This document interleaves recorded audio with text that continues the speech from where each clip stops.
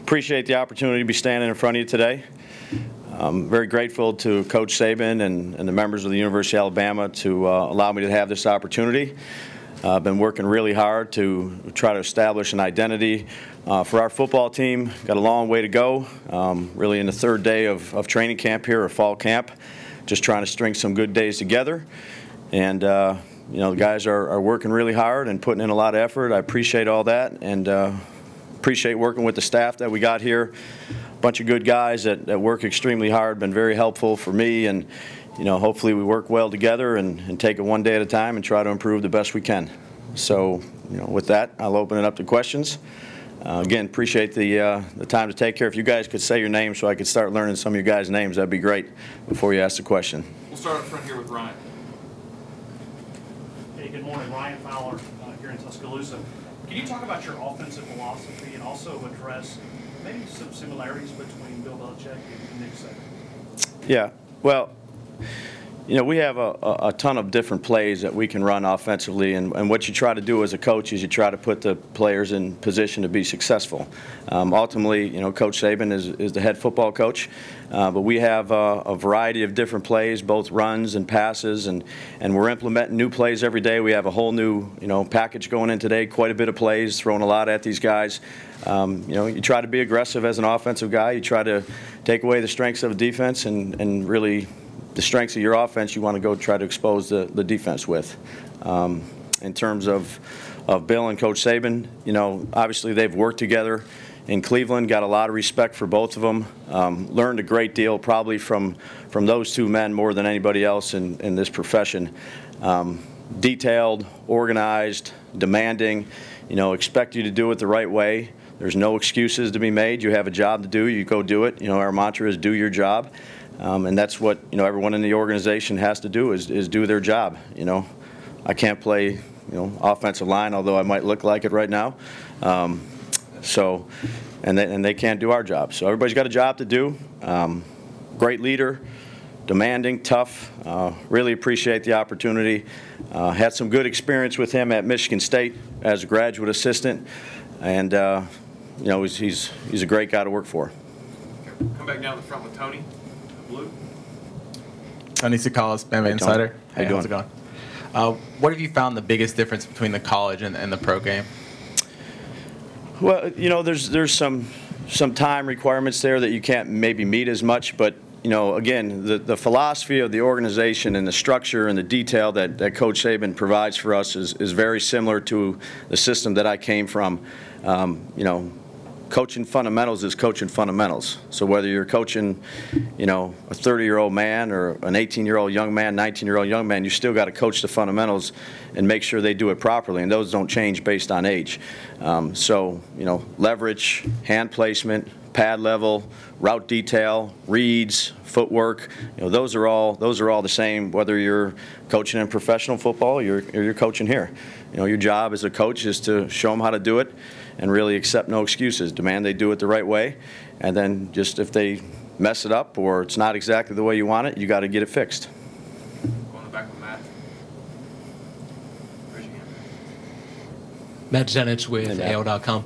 So Jalen at one point described what you guys are doing as kind of a combination of what the offense has been successful doing in the past with you implementing some different things that you've been successful with and that the Patriots were successful with when you were there. Hey, how would you describe kind of what the approach is offensively, and is that a good way to sum up just what the approach and philosophy is? Yeah, you know, we're going to, you know, you hope that every good coaching staff tries to do what their players do best. So there's a lot of plays that you can run in offensive football. There was obviously a lot of success here that they've had in the past, and Coach Saban has had, you know, for the last 10, 11 years he's been here. So, you know, it'd be foolish to just take one offense that you're accustomed to running and try to adapt it to another team that, you know, some of the plays suit, some of the plays don't suit. So your job is to go ahead and mix and match and really find the best results for the guys that you're working with for that particular year. We'll go in the back with Cecil. Hello, Coach. Cecil Hurt from the Tuscaloosa News. In return, could you give us the one definitive pronunciation of your last name? Yeah, so please? it's Daboll. D like table, Daboll. Yep, that's it. I've heard a lot of them. There are several. One, I guess, difference pro to college, the number of running backs that you'd be working with. Just talk a little bit about the guys that you've got back there and what role there is for Bo, Damien, et cetera. Yeah, well, I think we have an outstanding running back coach in Burton Burns. He does a great job with these guys. He's been here the entire time with Coach Saban. And look, running back is a position that you can't have too many of them. You can find creative ways to try to use them, and everyone will have a role if they earn that role. So there's good players with all 5 of those guys. Really, they've done a good job in spring, and again, we've been out here for 2 days with no pads on right now. So really, it's more of an execution and detail and assignment thing. You know, we'll get into the physical part of it here soon enough. But all the guys are smart. They work really hard. They're well coached. So you know, we find some roles that we can use as we see fit. Go Chandler here. Chandler Rome with the Anniston Star. Brian, where have you seen Jalen? I don't know how much film you watched of him last season, but how much did you watch of him last season? How much has he improved as a passer, both from the spring and now into the fall camp? He's an extremely hard worker, dedicated to his craft as a young man to try to play the position the best he can. You know, I've watched you know, every piece of film that he's had, whether it's last year or in the spring. And our goal, our mantra really, not just for Jalen, but for all the quarterbacks and the guys on our team, is to improve every single day with their fundamentals, because it doesn't matter what play you call. You can scheme, it doesn't really matter until you really perfect your fundamentals. At the end of the day, when it's crunch time, the team that plays with good fundamentals usually has the best chance to win. So he's really improved his feet and his eyes and where he's going with the football. But look, we're 3rd day of training camp. We'll just keep grinding away, try to string some good ones together. But you know, I appreciate the effort that he's put in. Great young man, really dedicated, smart, tough. So we'll keep grinding away with him. Up front here with John Zeno. John Zeno with Associated Press. Hi. First off, I'm going to ask 2 questions. One's kind of loaded, but why do you work so well with coaches that are so not only successful but perfectionist, intense guys? I mean, I was raised by some old school grandparents that, you know, wasn't always easiest too. Sometimes they're pretty demanding, but you know, it's a mindset. You have a boss, you have a job, and you're hired for a reason, and you have to know there's a hierarchy to every organization.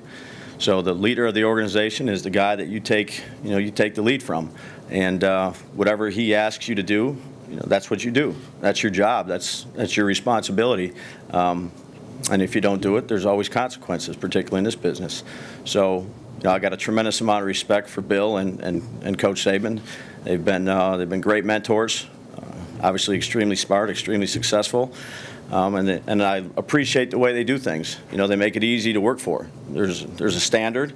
You know the standard. You got to meet it every day. And if you don't, there's consequences. And I mean, I think it's very fair. It's demanding, but I like the work environment for those guys. And another Jalen question. It would be easy for people to forget because of how well he did, but he was still a freshman, and also that there's some pretty good defensive coaches trying to adjust and figure out how to stop him. How much do you mentioned his maturity. How do you think he's handled kind of the good and bad, the high praise and the awards and the criticism as well? You know, we don't talk too much about that. You know, I just know that he's a guy that he loves the game. He loves learning about the game, and that's all you can really ask of these young players is they come in, they commit to working hard, they do the things you ask them to do, they try to improve every day, and take it one day at a time. You know, don't look too far behind you. Don't look way far ahead. We have such a long way to go for anything. Let's try to conquer today. Let's try to do the best job we can do today with what we're asked to do, and then we'll move on to the next thing. Can we learn from prior experiences? Sure. I mean, you'd be foolish not to. But really, our focus every day is how do we handle this day to be as good as we can be.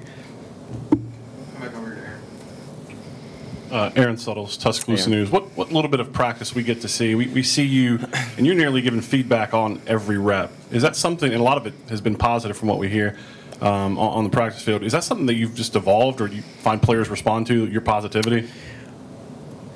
Well, it might not always be positive. You teach them what to do, you show them how to do it, and you accept no excuses. You know, that's how I was raised in this business. So if there's something that's not run properly, you fix it. If it's run the way you want it to run, you give some encouragement. Every play is not going to be perfect, but we got to take care of the big things. The ball security, knowing where to go with the football, understanding our reads. There's a million things you can tell a player on every play. And, there's a lot of things in football. There's so many different plays and verbiages. Make sure you take care of the big things first, and then you work on the little details as you go. So you just, you stay on. That's your job as a coach. Come over here to Michael. Michael Coscarone, AL.com. You worked with Nick Saban early in his career as a head coach, and now what are some of the biggest differences you've seen in him? That's a great question. There really hasn't. He's a pretty consistent individual. Whether I was a graduate assistant at Michigan State or here, doing this job, I've seen tremendous consistency, great leadership. Gives you a set of instructions to do. Again, when there's structure and there's organization and there's things to be done and you have deadlines to do them and he tells you how he wants them done, then that's your job to go out there and do them. Whether you're a GA or you're a receiver coach or a quarterback coach or whatever it may be, it's a good working environment. He looks the same 20-some years ago. I can't say the same, but probably got to get on his diet plan. Go with Alex right here.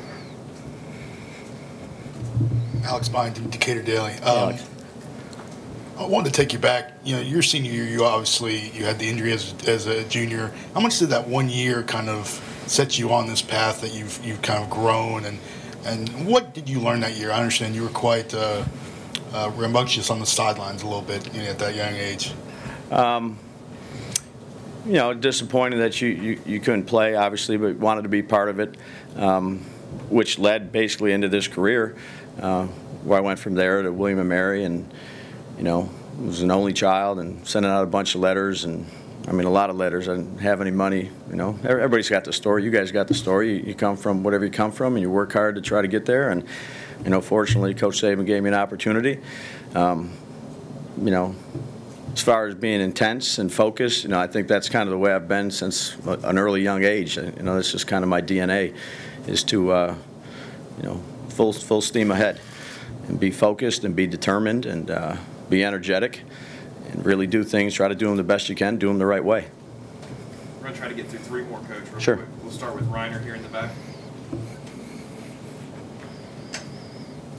Reiner, Saban, AL.com. As far as your defensive background, how much do you think that has shaped your offensive philosophy? And number two, New England ran a lot of rub routes and pick plays. Is that something you think can be used effectively at the college level? Yeah, we'll see. We'll see about that. So what was the first thing again? You started talking about football. I got me thinking about some stuff. Yeah.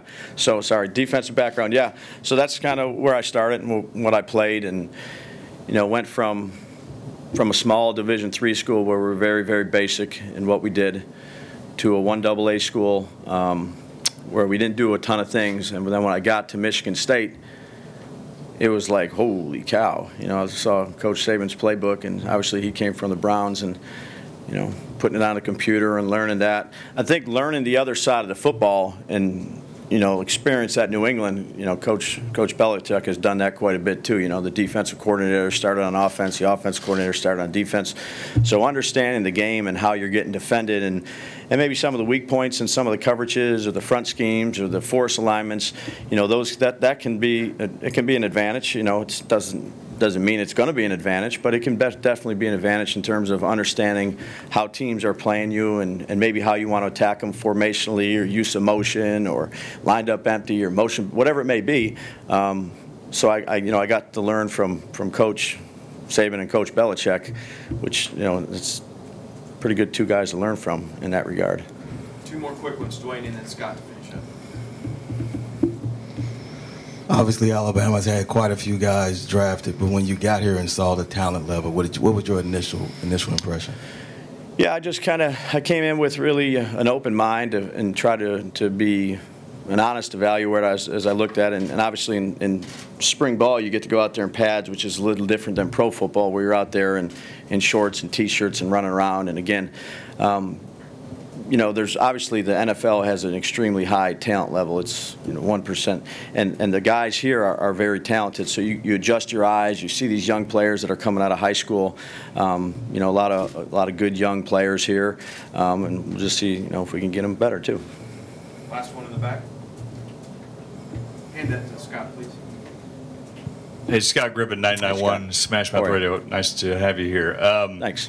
I just wonder about the adjustment on the recruiting trail. We've talked about on-field. Yep. How's that been for you? What's good? What's bad? I know Matt Corral was raving about you. I know you can't talk about individual players, but just tell us about that a little bit. No, that's a great question. You know, I really enjoyed it. You know, you come in from spring ball and you get out on the road and you get to meet a lot of really good individuals, you know.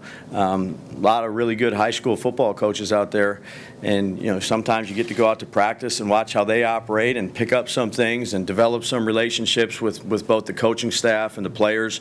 Really was an enjoyable time for me to sit down and to do that aspect of it. You know, it's something that I hadn't done. But you try to develop relationships and be a good person and steer guys the right way and be a straight shooter, which, you know, I try to be.